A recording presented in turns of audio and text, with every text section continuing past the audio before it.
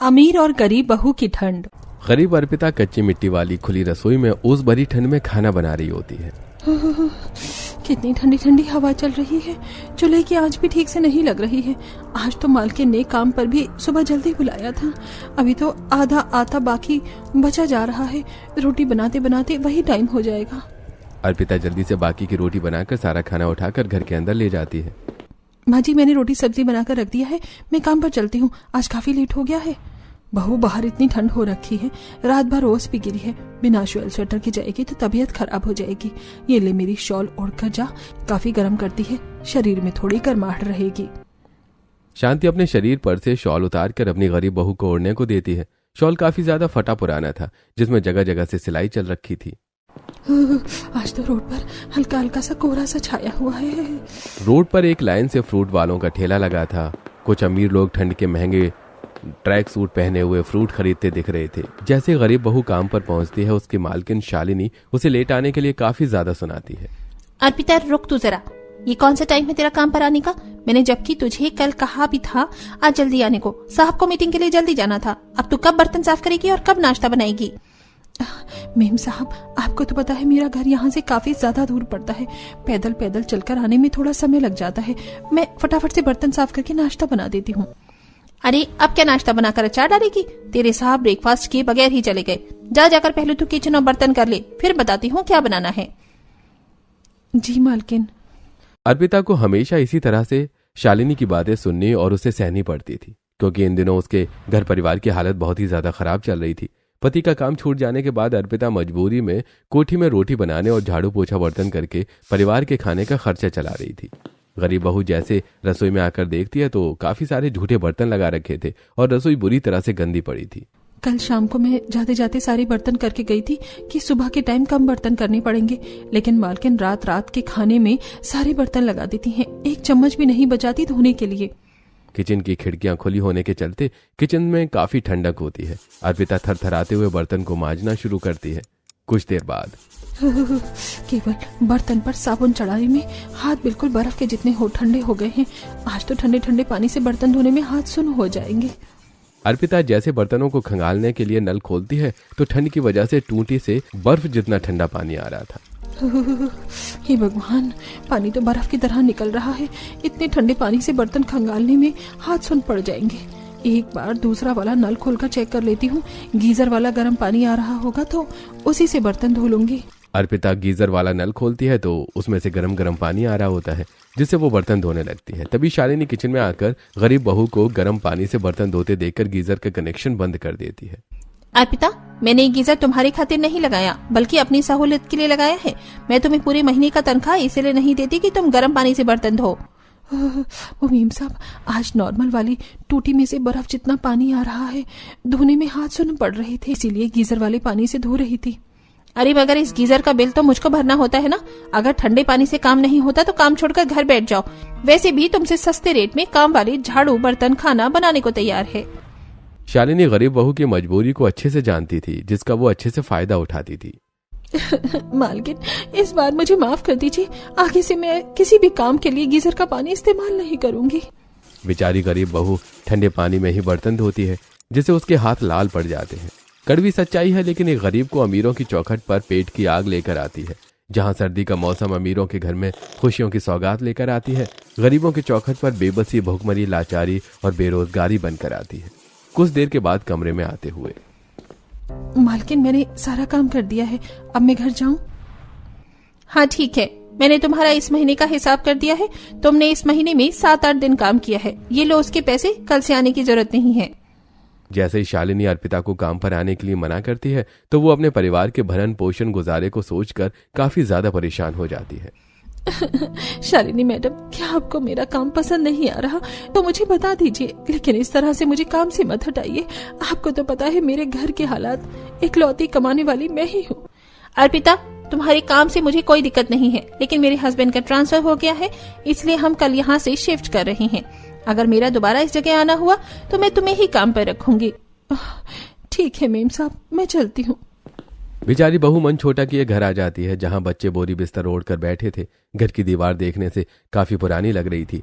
दीवार और छत में छोटे छोटे छेद थे, जिसमें से ठंडी ठंडी हवा घर में ठंडक भर रही थी। अरे क्या बात है मेरा राजू बेटा, क्यों रो रहा है? मम्मी, मुझे ये बोरी बिस्तर बहुत चुभता है। तुम रजाई खरीद कर कब लाओगी? मुझको भी नरम मुलाई रजाई में सोना है। राजू बेटा, जैसे ही थोड़े पैसे जुड़ जाएंगे तो मैं रजाई खरीद कर ले आऊंगी, ठीक है? अपने गरीब बहू के चेहरे पर टेंशन देखकर शांति पूछती है, क्या बात है बहू, इतनी टेंशन में क्यों दिख रही है? तेरी काम वाली मालकिन ने फिर कुछ बोला क्या? नहीं माँ जी, आज मालकिन ने हिसाब कर दिया क्योंकि गौरव भैया का ट्रांसफर हो गया है। ले दे के एक ही तो काम था मेरे पास, वो घर भी छूट गया। जब तक दूसरी जगह काम नहीं मिलता इतने में ही घर चलाना पड़ेगा। तो क्या इस बार भी तुम मुझको स्वेटर नहीं खरीद कर दोगी मम्मी? ऐसा बोलते हुए राजू रोने जैसा मुंह कर लेता है। जब पैसे आ जाए तब मुझको न्यू स्वेटर दिला देना। तब तक के लिए मेरे पास ये ब्लू वाला स्वेटर तो है ही, मैं इसी से काम चला लूंगा। इसी तरह कुछ दिन बीत जाते हैं और एक दिन ठंड में जब अर्पिता आंगन में झाड़ू लगा रही थी तो सामने के बड़े से बंगले के बाहर ट्रक लगा देखती है जिसमें से कुछ लेबर सामान उतार रहे थे। लगता है सामने वाले बंगले में कोई नया परिवार रहने के लिए आया है। भाभी, इस बंगले को किसी अमीर फैमिली ने खरीद लिया है, तभी तो सामान उतर रहा है। चलो अच्छा है, अब थोड़ी चहल पहल तो रहेगी। अरे साहब जी, ये सामान कहाँ रखवाना है बताइए? हाँ जी भैया जी, फिलहाल के लिए फर्नीचर और बाकी का सारा सामान यहीं ले आइए। पूरे घर में सामान भरा देखकर कनिका गुस्सा करने लगती है। नितिन, तुमने बस लेबर को सामान उतारवाने के लिए बुलाया है, पूरे घर में हौच पौच कर दिया। उन्हें कहो साथ के साथ सारा सामान लगाते जाएं। अरे कनिका, सामान तुम खुद से सेट कर लेना धीरे धीरे। What do you mean, Nitin? एक तो इस पूरे बंगले में जहाँ देखो वहाँ कितना सारा डस्ट है। तुम्हें पता है ना मुझे धूल मिट्टी से एलर्जी है। तुम कोई काम वाली देख लो, क्योंकि इतनी ठंड के मौसम में मुझसे ये सब अकेले मैनेज नहीं होने वाला। अरे कनिका बहू, ये जगह अभी हमारे लिए एकदम नई नहीं है। यहाँ पर इतनी जल्दी काम वाली कहाँ से मिल जाएगी? मैं तेरी मदद कर देती हूँ, हम दोनों मिलकर सामान लगा लेंगे। ओके मामी जी, आप सफाई कर दीजिए, बाकी सामान मैं सेट कर लूंगी। ठंड का मौसम देखकर कनिका सूखा काम खुद चुनती है जबकि पूरे बंगले की धुलाई सफाई कलावती करती है। चलो अच्छा है जो सफाई मामी जी ने कर दी है, मैं तो इतनी ठंड में पानी वाला काम करने से बच गई। बस कोई काम वाली जल्दी से आ जाए ताकि जल्दी से जल्दी मैं भी ऑफिस ज्वाइन कर लूं। इसी तरह थोड़े दिन गुजर जाते हैं। जहाँ एक तरफ अमीर बहू की ठंड का मौसम सुख और सहूलियत में गुजर रहा था, वहीं बेचारी गरीब बहू का परिवार ठंड में टूटी छत के नीचे गुजारा कर रहा था। अरे इस कच्ची टूटी छत के नीचे रहना ठंड में खुली छत के नीचे रहने के बराबर है। शांति, मुझको कुछ ओढ़ने को दो। हरिहर को गठिया की बीमारी थी जो ठंड के मौसम में हमेशा बढ़ जाती थी, क्योंकि ना तो उनके पास सोने के लिए गर्म बिस्तर था और ना तो एक पक्की छत थी जो ठंड का मौसम गर्माहट में गुजर सके। हे भगवान, आज फिर से आपके शरीर पर गठिया से सूजन हो गया है। ओढ़ने के लिए क्या दूं? बस ये बोरी बिस्तर है घर में। शांति, ये बोरी का बिस्तर तो कांटे की तरह शरीर में चुभता है, पर ठंड लग रही है, यही दे दो। बेचारा हरिहर बोरी ओढ़कर आराम से बैठ जाता है। तभी सर्दी से थरथराते हुए सुधीर हाथ सिकोड़कर घर में आता है। बाप रे, अरे बाहर कितनी ठंड हो रखी है। अर्पिता, जल्दी से थोड़ा आग जला लो, ऐसा लग रहा है जैसे शरीर का सारा खून जम गया है। हे भगवान, बहू जल्दी से चूल्हा जला। देख सुधीर की हालत बड़ी खराब हो रही है। किसने कहा था इतनी ठंड भरे मौसम में बाहर जाकर भटकने को? अपने बच्चे के भूखे चेहरे देखकर सुधीर की आंखें डबडबा गई। माँ, 2 दिन से घर में खाना नहीं बना। इन मासूमों की भूखी शक्ल मुझसे देखी नहीं जा रही है। ऊपर से ठंड के मौसम में कहीं काम भी नहीं मिला। इस ठंड के मौसम में 2 रोटी कमाकर खाना भी कठिन हो गया है। घर कैसे चलेगा माँ? अजी, आपको टेंशन लेने की क्या जरूरत है? घर के हालात ठीक हो जाएंगे, यह ठंड का मौसम गुजर जाएगा। हाँ बेटा, बस ठंड भर के मौसम का ही दुख है। जैसे तैसे ये सर्दी कट जाए फिर तो कहीं ना कहीं तुझको काम मिल ही जाएगा, जिसे हम सबके खाने का गुजारा चल जाएगा। अरे तब तक क्या हम सब भूखे रहेंगे? भूखे पेट खाए बगैर कुछ नहीं मानता। अजी, आज मैं काम देखने के लिए कहीं ना कहीं निकलूंगी, तो किसी न किसी कोठी में रोटी बनाने का काम मिल ही जाएगा। इसी तरह गरीब बहू को ठंड में संघर्ष जारी था। अगले दिन पड़ोसन शीतल उसके घर आती है, जहां वो चौखट पर काफी ज्यादा चिंता में बैठी थी। अरे शीतल बहन, आओ ना। क्या बात है, बड़ी टेंशन में लग रही हो? आज खाना पीना नहीं बना क्या घर में? शीतल के इतना पूछते ही गरीब बहू कड़कड़ाती ठंड के मौसम में अपने परिवार के कष्ट में जीने की परिस्थितियों के चलते काफी ज्यादा रोने लगती है। क्या बताऊं शीतल बहन, पिछले 3 दिन से घर में खाना नहीं बना। सुधीर जी को कहीं काम नहीं मिल रहा। मैं जहाँ काम करती थी वो काम भी छूट गया। अरे तो 3 दिन से बच्चों को भूखे सुला रही हो। अरे मेरे घर से खाना ले रही थी। बाकी रही बात काम की, तो तुम्हारे सामने वाले घर में इतना अमीर परिवार रहने आया है। मुझको बोला था उन्होंने काम करने के लिए, लेकिन मेरी सास ने मना कर दिया काम करने से। बाकी पैसे अच्छे दे देंगे, अगर तुम बोलोगी तो मैं बात करवा दूंगी। 2 टाइम के बर्तन, सफाई, खाना पीना बनाना है।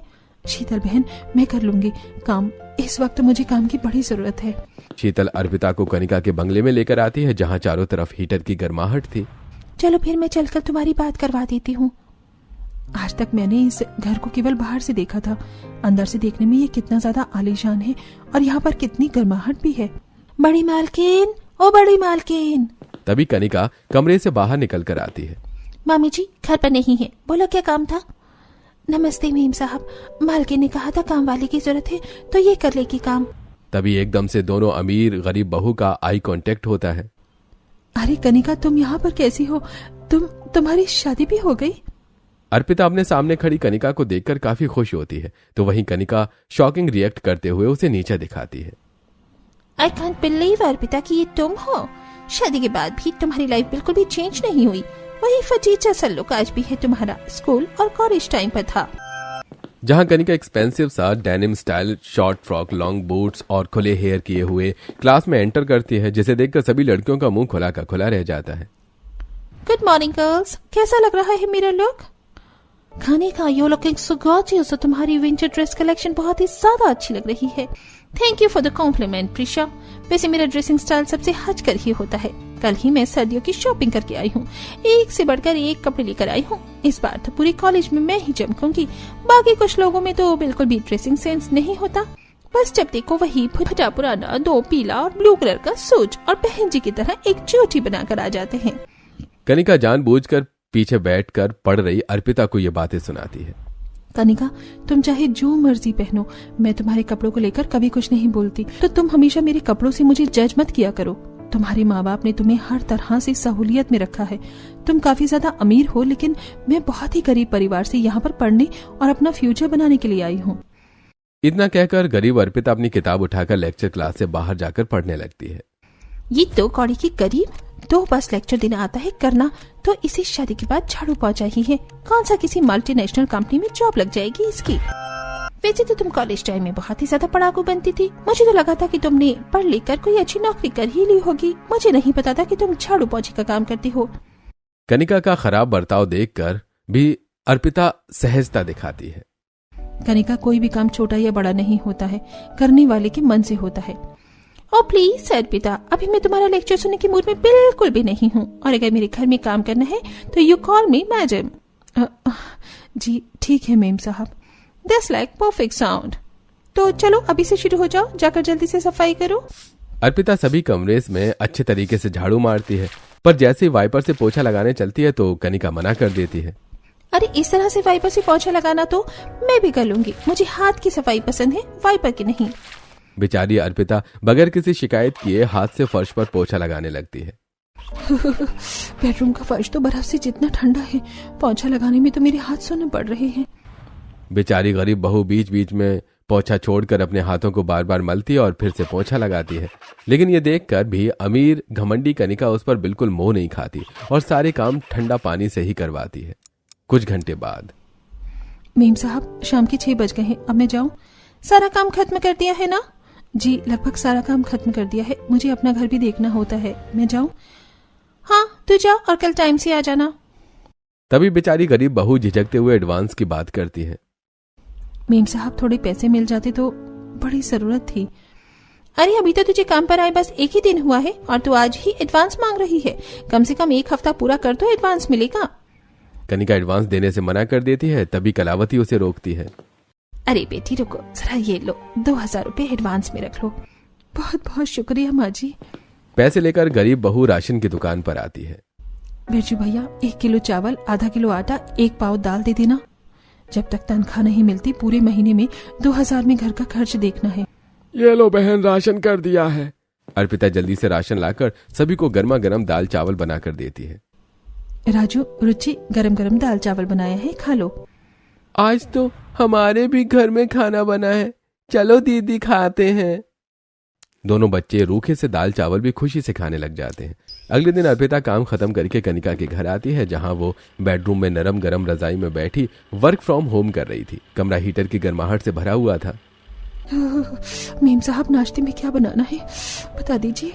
आ गई तू? फ्रिज खोलकर देख लेना, मटर पनीर, चाप, ग्रीन वेजिटेबल, सारी सब्जी पड़ी होंगी। बच्चों से पूछकर उनकी मनपसंद का नाश्ता बनाना। पहले मुझको एक बढ़िया सी गर्मा गर्म कॉफी दे जाना। जी ठीक है। रहना, आरव बेटा, आप दोनों के लिए ब्रेकफास्ट में क्या बना दूं? क्या खाओगे? आंटी, मुझको चीज वाला पिज्जा खाना है। और मुझको गर्मा गर्म स्वीट कॉर्न सूप पीना है, वो भी बटर वाला। ठीक है, मैं बना कर लाती हूँ। अर्पिता किचन में आती है, जहां बड़े बड़े डिब्बों में ड्राई फ्रूट्स और घी भरकर रखा था, जिसे देखकर गरीब बहू का मन छोटा हो जाता है। बड़े बड़े घरों में बच्चों को कितनी महंगी महंगी चीज खिलाई जाती है, अच्छी देखभाल मिलती है, लेकिन मेरे गरीब बच्चों को 2 टाइम की रूखी सूखी रोटी दाल चावल के अलावा कुछ नहीं खिला पाती। राजू को ठंड के मौसम में घी वाले पराठे कितने ज्यादा पसंद है, लेकिन बना नहीं पा रही। किचन में नाश्ता बनाते बनाते गरीब बहू की आंखें नम हो गईं। तभी कमरे में से अमीर घमंडी कनिका चिल्लाती है, अर्पिता, अर्पिता, मैंने तुमसे कितनी देर पहले कहा था कि कॉफी बना रही हो या बीरबल की खिचड़ी? जी जी मेम साहब, बस लाई। जल्दी जल्दी कॉफी कप में डालते हुए गरम गरम कॉफी गरीब अर्पिता के हाथों पर गिर जाती है, जिससे उसका हाथ जल जाता है। मेरा हाथ। इतनी देर में अमीर घमंडी बहू दोबारा चिल्लाती है, अर्पिता, कॉफी लेके आओ फटाफट। बेचारी उसी जले हुए हाथ से कॉफी देने आती है। ये लीजिए मेम साहब, आपकी कॉफी। अरे, ये कॉफी बनाने में 2 मिनट लगता है, तूने 1 घंटा लगा दिया। कब से मेरा सर फट रहा है ठंड से। चल अब जा। रजाई के गर्माहट में बैठे हुए कनिका ठंड का मौसम एंजॉय करते हुए कॉफी पीती है। वाह, इस 2 कौड़ी के करीब ने कॉफी तो बड़ी ही टेस्टी बनाई है। वैसे हॉट कॉफी पीने का मजा तो ठंड के मौसम में ही आता है। इसी तरह कुछ समय गुजरता है, जहां ठंड में कनिका को घर में कुछ भी नहीं करना पड़ता, बस वो अपनी जॉब पर फोकस करती और सर्दी को अच्छे से एंजॉय करती है। तो वहीं दूसरी तरफ गरीब बहू के लिए ठंड के मौसम का एक एक दिन संघर्ष भरा था। एक दिन, कनिका, कनिका कहाँ हो तुम? अर्पिता भाभी, आप भी आ जाइए। क्या हुआ नितिन? मैं बेडरूम में गर्माहट में बैठी थी। यहाँ कितनी ठंड है। जी भैया, आपने बुलाया? अर्पिता के दोनों हाथ ठंडे पानी में भीगे देखकर नितिन उसकी तारीफ करता है। अरे कनिका, तुम पूरा दिन हीटर के गर्माहट में काम करती हो और अर्पिता भाभी इतनी ठंड के मौसम में भी ठंडे पानी में काम करती हैं, वो भी बिना स्वेटर के। भाभी, ये 2 स्वेटर मैं आपके लिए लेकर आया हूँ, और कनिका ये तुम्हारे लिए। कनिका नितिन को गुस्से से घूरते हुए बिना कुछ कहे कमरे में चली जाती है, जिसके कारण अर्पिता समझ जाती है। नितिन भैया, लगता है मेम साहब को अच्छा नहीं लगा आप मेरे लिए स्वेटर लेकर आए हैं। मैं नहीं चाहती मेरी वजह से आप दोनों का घर खराब हो, और वैसे भी मेरे पास स्वेटर हैं। इतना कहकर अर्पिता घर चली जाती है। कनिका, अभी जो तुमने बाहर किया वो क्या था? अरे, कोई दुश्मन के साथ भी इतना खराब बर्ताव नहीं करता। मैंने सोचा था हम दोनों साथ मिलकर अर्पिता जी को स्वेटर देंगे। अरे, एक ही फटे स्वेटर में वो बार बार बेचारी ठंड के मौसम में काम पर आती है। हाँ, तो वो उसकी हेडेक है, हमारी नहीं नितिन। इन जैसी 2 कौड़ी के गरीबों को मैंने बहुत देखा है। अमीरों की सिंपैथी गेन करने के लिए जानबूझकर फटे कपड़े पहन कर आते हैं। कनिका, तुम इतनी सेल्फिश कैसे हो सकती हो? चाहे अमीर हो या गरीब, ठंड का मौसम सबके लिए एक बराबर है। इसी तरह समय गुजरता है और एक दिन, मम्मी, मुझको एक नया स्वेटर खरीदो प्लीज। इस स्वेटर की चेन भी खराब हो गई है। पूरे शरीर में ठंडी ठंडी हवा घुसती है और ठंडी लगती है। रुचि को फटे से स्वेटर में कांपते देखकर गरीब बहू का कलेजा कलप जाता है। बिटिया, बस आज के लिए स्वेटर पहन लो। मैं मालकिन के यहाँ पर काम पर जाऊंगी ना, तो आज एडवांस मांग कर देखती हूँ। अगर पैसे देती है तो मैं स्वेटर खरीद दूंगी। अपनी गरीब बेटी को दिलासा देकर अब अर्पिता काम पर आती है, जहां कनिका कुछ पुराने ठंड के कपड़े छांट रही थी। मम्मा, ये वाला मेरा फेवरेट जैकेट है, इसे मत रिजेक्ट करो ना, मैं इसे पहन लूंगा। तभी कनिका अर्पिता के आगे अपनी अमीरी का शो ऑफ करके दिखाती है। अरे बेटा, इस जैकेट का कलर फेड हो गया है और तुम गरीब के बच्चे थोड़ी हो जो ऐसे कपड़े पहनोगे। मैं तुम्हें इस बार न्यू जैकेट दिला दूंगी। संडे पापा की छुट्टी है ना, तो फिर हम सर्दियों की शॉपिंग के लिए चलेंगे। ओके मॉम, हम उस बड़े वाले मॉल में जाएंगे ना कपड़े लेने, जहाँ पर लिफ्ट लगी हुई है। हाँ बेटा, वही चलेंगे। मीम साहब, मुझे थोड़े पैसे चाहिए थे। बच्चों के स्वेटर खराब हो गए हैं, उनको स्वेटर खरीदना है। ये सुनते ही घमंडी कनिका को गरीब बहू को नीचे दिखाने का मौका मिल जाता है। अरे, तो तुझे अपने बच्चों के लिए न्यू स्वेटर खरीदने की क्या जरूरत है? मैंने अपने बच्चों के ठंड के कपड़े निकाले हैं, अपने बच्चों को पहना लेना। सारे के सारे मॉल के ब्रांडेड स्वेटर है, ले जाएगी तो निकाल दो। थोड़ा झिझकते हुए अर्पिता अपने बच्चों के लिए वो कपड़े ले लेती है और जैसे ही घर आती है तो उसके बच्चे आंखें जमा जमा कर आस से देखने लगते हैं। मम्मी मम्मी, इस पन्नी में क्या है? तुम हमारे लिए न्यू स्वेटर खरीद कर लाई हो ना? अपने बच्चों की आंखों में खुशी देखकर गरीब बहू की आंखों से आंसू छलक गए। हाँ बच्चों, मैं तुम दोनों भाई बहन के लिए कपड़े लेकर आई हूँ। राजू पन्नी के सारे कपड़े फैलाकर देखने लगता है। ठंड में उस कपड़ों की कीमत और उस गरीब बहू के बच्चों के लिए कई ज्यादा बढ़कर थी। मम्मी ये स्वेटर ठंड के टॉप तो बहुत अच्छे हैं, मेरे लिए स्वेटर मत खरीदना मम्मी। तभी कंचन देखती है कि कुछ कपड़ों के रंग उतरे हैं और कुछ काफी ज्यादा पुराने से दिख रहे थे। भाभी, आपकी मालकिन ने बच्चों के लिए कपड़े देख कर नहीं दिया क्या? इसमें कितने सारे फटे और पुराने कपड़े हैं। कंचन बेटी, अमीर लोग ऐसे ही होते हैं, किसी गरीब को कभी कुछ अच्छा नहीं देते। कोई नहीं माँ जी, फिलहाल बच्चों के पास ठंड के कपड़े नहीं थे। इन स्वेटर में बच्चों को ठंड का मौसम तो कट ही जाएगा। इस तरह कुछ समय बीता है। कनिका हफ्ते में 6 दिन जॉब पर रहती। उसके पीछे से ठंड में गरीब बहू बच्चों के खान पान का देखभाल करती और पूरा घर भी संभालती। फिर भी कनिका उसे संडे वाले दिन भी छुट्टी नहीं देती और ठंड के मौसम में काम पर बुला लेती संडे वाले दिन। अरे बहू, आज तो इतवार का दिन है, फिर भी तू इतनी ठंड में इतनी सुबह उठकर चौखट पोत रही है। माँ जी, मालकिन ने आज भी काम पर बुलाया है, इसलिए घर का काम जल्दी खत्म कर रहे हैं। मम्मी, आज मुझको भी अपने साथ काम पर ले चलो ना, आज मेरी छुट्टी है। राजू बेटा, बाहर बहुत ही ज्यादा ठंड हो रही है, घर में रहो, ऐसे अच्छा नहीं लगता काम पर जाना। मम्मी प्लीज ले चलो, मैं कुछ भी नहीं छेड़ूंगा, चुपचाप से बैठ जाऊंगा। अच्छा ठीक है, चलो, मगर शैतानी नहीं करना। मम्मी तुम राजू को लेकर जा रही हो तो मुझको भी ले चलो ना। मम्मी मैं भी थोड़ा सा हीटर में बैठ जाऊंगी, यहाँ घर में बहुत ठंड सी लग रही है। अर्पिता दोनों बच्चों को अपने साथ ठंड पर काम पर ले जाती है। अरे आ गई तू अर्पिता बहू, आज अपने साथ अपने बच्चों को भी लाई है। मालकिन, आज दोनों ने बहुत ज्यादा जिद लगा ली, इसीलिए लेकर आना पड़ा।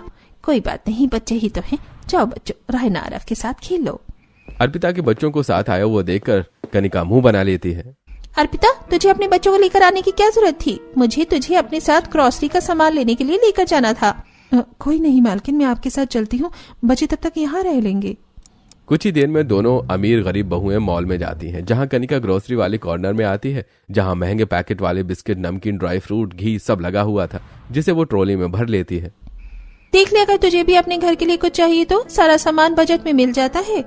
मालकिन, मुझे अपने बेटे के लिए घी का डिब्बा लेना था। हाँ ले ले, यहाँ से प्योर घी है। अर्पिता जैसे ही घी का रेट देखती है तो काफी ज्यादा होता है। मालकिन, ये तो काफी ज्यादा महंगा है, मेरे यहाँ तो इससे सस्ते में घी मिल जाएगा, मैं वहाँ से ले लूंगी। यह सुनकर कनिका सरेआम मॉल में उसकी बेइज्जती मारती है। तुम जैसे गरीब लो क्लास लोगों की यही परेशानी है, सस्ते सामान के पीछे भागते हो, महंगी चीज नहीं खा सकते। चल अब देख क्या रही है, ये सारा सामान उठा ले, तुझे अचार डालने के लिए थोड़ी लेकर आई हूँ मैं यहाँ। इतना सारा भारी सामान उठाकर कनिका उसे पैदल पैदल चलवा कर लाती है, जिससे गरीब बहू के पैरों में ठंड से सूजन आ जाती है। घर जाकर कमरे में, अरे वाह, तुम्हारा बेड तो बहुत ही अच्छा है और गद्दा रजाई भी कितना मुलायम है, इस पर सोने में तो बड़ा मजा आता होगा तुम्हें ठंड में। हाँ, ये रजाई बहुत ही सॉफ्ट है, इसके अंदर अच्छे से सोते हैं। काश कि मेरे पास भी ऐसा ही बिस्तर और बड़ा सा कमरा होता। तभी कनिका कमरे में आ जाती है और राजू को बिस्तर पर चढ़कर कूदते देखकर उसे अर्पिता की आंखों के सामने ही जोर से थप्पड़ मारती है। दो कौड़ी के गरीब के बच्चे, तेरी हिम्मत कैसे हुई मेरे बच्चों के बेड पर चढ़ने की? नीचे उतर। Mummy mummy. अरे क्या हो गया कनिका बहू, ये राजू रो क्यों रहा है? दादी, मम्मा ने राजू को थप्पड़ मार दिया। कनिका बहू, तूने बेचारे बच्चे को किस लिए मार दिया? माँ जी देखिए, इसके पैर कितने गंदे हैं, पूरी बेडशीट गंदी कर दी। अरे कल को मेरे बच्चों को हाइजीन की प्रॉब्लम हो गई तो? कनिका का इस बार का सलूक अर्पिता बर्दाश्त नहीं कर पाती। मेम साहब, इसमें आपकी गलती नहीं बल्कि मेरी है, जो मैं अपने बच्चों को यहाँ पर ले आई। चलती हूँ। गरीब बहू के जाती कलावती कनिका को सुनाती है। कनिका बहू, उस बेचारी ने कभी ठंड को ठंड नहीं देखा, तेरे बच्चों की देखभाल की, तुम तो अपनी जॉब में बिजी रहती हो और तुमने उसके बच्चों के साथ ऐसा बर्ताव किया। कनिका अपने खराब बर्ताव के लिए काफी अफसोस खाती है। इधर कनिका रजाई, कंबल और काफी सारे कपड़े और ड्राई फ्रूट, घी वगैरह बहुत सारी चीज खरीद कर अर्पिता के घर आती है। मेम साहब, आप यहाँ मेरे घर? अर्पिता मुझे माफ कर दो, मैं अपने बर्ताव के लिए काफी ज्यादा गिल्ट में हूँ। मैंने अपने घमंड में आके तुम्हारा दुख देखा ही नहीं, मैं तुम्हारे परिवार के लिए ठंड की चीज लाई हूँ। आखिर में कनिका अपना बुरा बर्ताव बदल लेती है, साथ ही अर्पिता की सैलरी भी बढ़ा देती है। वहीं सुधीर को भी काम मिल जाता है, जिससे अब ठंड का मौसम गरीब बहू के घर में भी खुशी से गुजरता है।